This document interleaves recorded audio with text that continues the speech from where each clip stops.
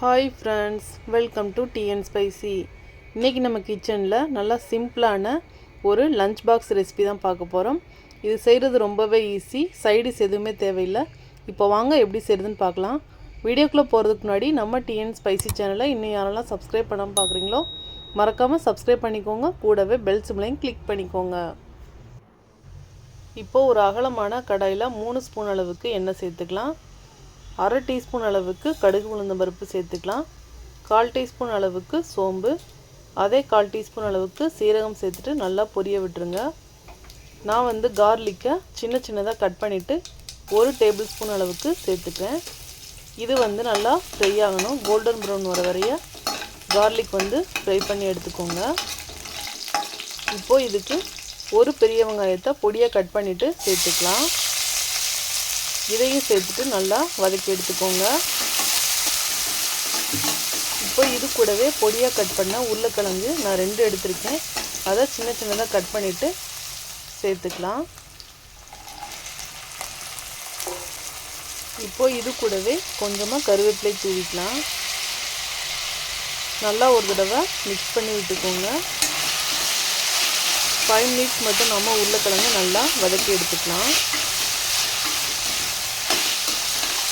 இப்போது உருளைக்கிழங்கு நல்லா வதங்கி வந்திருக்கு. இந்த ஸ்டேஜில் பொடியாக கட் பண்ணால் தக்காளி சேர்த்துக்கலாம். நான் 2 தக்காளி அளவுக்கு எடுத்திருக்கேன். இது கூடவே தேவையான அளவுக்கு உப்பு சேர்த்துக்கோங்க. நான் ரைஸ்க்கும் சேர்த்தே உப்பு சேர்க்குறேன். இப்போது ஒரு தடவை நல்லா மிக்ஸ் பண்ணி விட்டுக்கோங்க. இப்போது தக்காளி நல்லா வதங்கி வரணும்.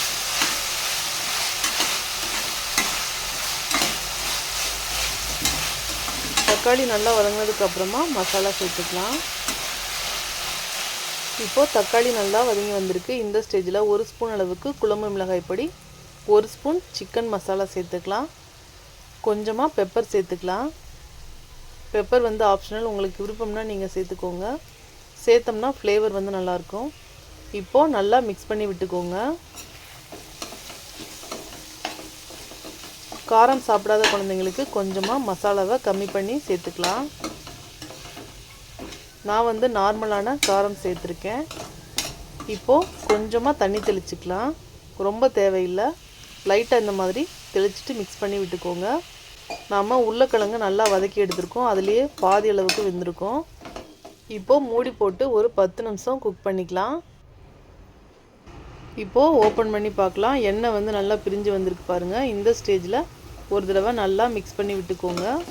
உருளைக்கிழங்கு நல்லா வெந்து வந்திருக்கு. இது கூடவே ஃப்ரெஷ்ஷான கொத்தமல்லி 1 கைப்பிடி அளவுக்கு தூவி விட்டுக்கலாம். சேர்த்துட்டு நல்லா மிக்ஸ் பண்ணி விட்டுக்கோங்க. இப்போது பாயில் பண்ண ரைஸ் எடுத்துக்கலாம். நான் ஒரு 3 பேர் சாப்பிட்ற அளவுக்கு ரைஸ் எடுத்திருக்கேன். சேர்த்துட்டு மிக்ஸ் பண்ணி விட்டுக்கோங்க. லைட்டாக இந்த மாதிரி கலந்து விட்டுக்கலாம். நல்லா மிக்ஸ் பண்ணி விட்டுக்கோங்க. நல்லா உதிரி உதிரியாக சாதத்தை நீங்கள் வடித்து எடுத்துக்கோங்க. அப்போ தான் சாப்பிட்றதுக்கு டேஸ்டியாக இருக்கும். நல்லா ஒரு தடவை கலந்து விட்டுக்கலாம். அவ்வளோதான், சூப்பரான பொட்டேட்டோ ரைஸ் ரெடி ஆயிடுச்சு. இதே மாதிரி செஞ்சு கொடுங்க. டிஃபன் பாக்ஸ் காலியாக தான் எடுத்துகிட்டு வருவாங்க. அந்தளவுக்கு டேஸ்ட் சூப்பராக இருக்கும். நம்ம சேனலில் லஞ்ச் பாக்ஸ் ரெசிபீஸ்லாம் அப்லோட் பண்ணியிருக்கேன். அதோட லிங்க்லாம் டிஸ்கிரிப்ஷனில் கொடுக்குறேன். வேணுங்கிறவங்க மறக்காமல் போய் செக் பண்ணி பாருங்கள். உங்களுக்கு ரொம்பவே யூஸ்ஃபுல்லாக இருக்கும். இந்த வீடியோ பிடிச்சிருந்தால் மறக்காமல் நம்ம சேனலை சப்ஸ்கிரைப் பண்ணிக்கோங்க.